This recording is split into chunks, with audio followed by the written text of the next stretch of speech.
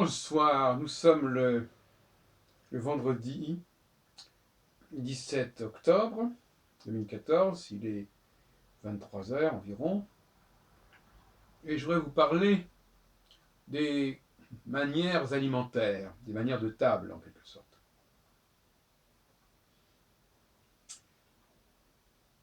D'une certaine façon, je pense que se nourrir est un acte qui devrait être solitaire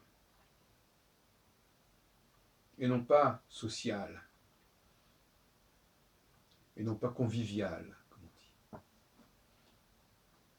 Quelque part, il y aurait comme une sorte d'obscénité à manger, comme il y aurait une obscénité à évacuer ce qu'on a mangé.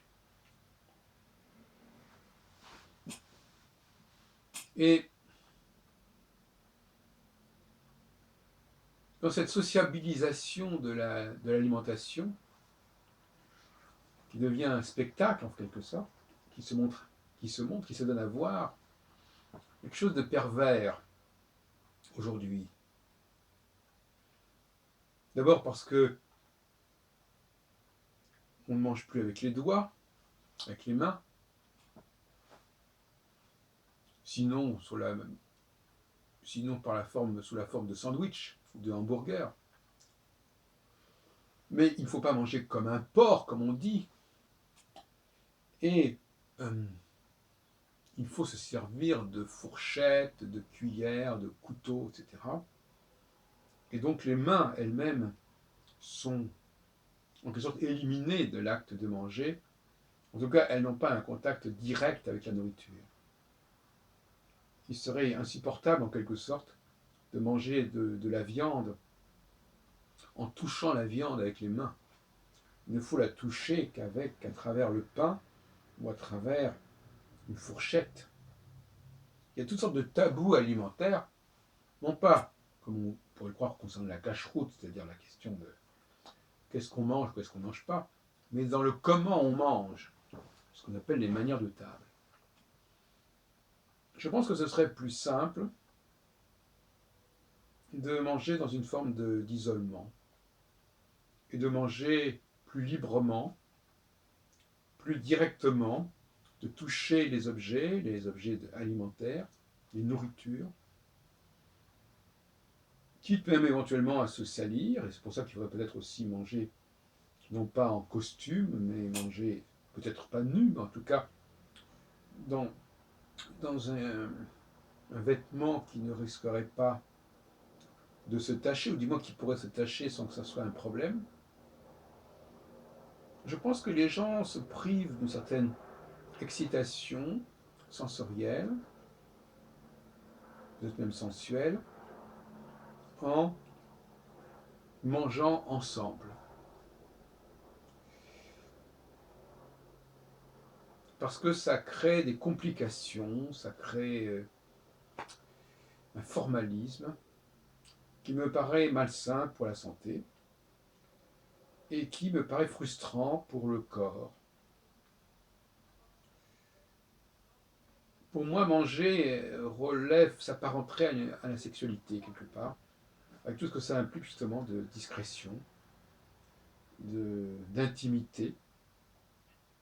Alors, bon, bien sûr, on peut manger avec son partenaire, mais même, à la limite, je crois que c'est un acte complètement privé, et qui a dû l'être à un moment donné, et qui doit le redevenir, même si, effectivement, l'acte de manger ensemble, de boire ensemble, est devenu, je dirais presque en quelque sorte, le cœur même de la convivialité. Compagnon, c'est celui qui partage le pain. Commensal, c'est celui qui est à la même table. Et d'ailleurs, les cafés philo, justement, s'efforcent de créer une autre convivialité qui ne se fait plus par le biais de l'alimentation et de la nourriture, ni de la boisson, mais par le biais de la parole. Et en ce sens-là, je crois que c'est préférable. J'ai souvent noté, d'ailleurs, à l'occasion de repas pris en commun, qu'il y avait souvent des tensions, qu'il y avait souvent des accrochages, qu'il y avait souvent des décrochages en quelque sorte, si on peut dire, des décalages. Je veux dire par là que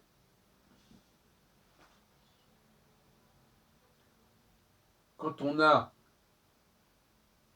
affaire à un maître et qu'on a eu un séminaire où on a parlé d'un certain nombre de choses, et puis après on passe par exemple à un repas.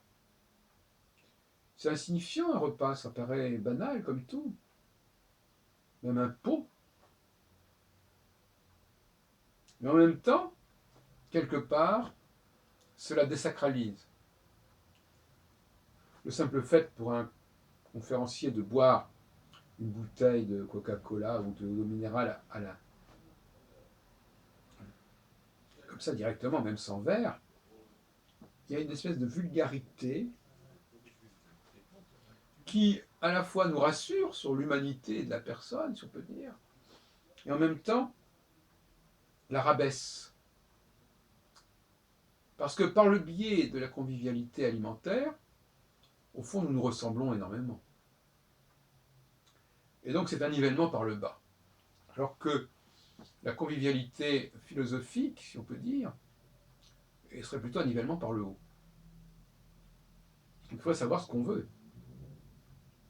Est-ce qu'on veut que les gens aient des idéaux et qu'ils montent, ou bien est-ce qu'on veut qu'ils descendent en dégradant, en quelque sorte, ceux qui sont en haut, en les faisant manger comme ceux qui sont en bas.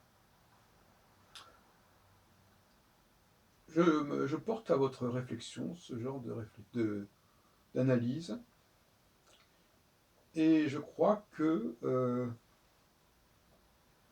il est très important de manger comme on le sent, librement, mais aussi, ça je suis d'accord là-dessus, mais aussi de ne pas forcément se donner en spectacle quand on fait des actes aussi simples que le fait de manger, d'aller au WC, ou de se laver même, ou de faire l'amour. Ce sont des choses qui doivent rester individuelles, précisément parce que elles nous montrent les gens sur un pied d'égalité, et je pense que ce n'est pas une bonne chose.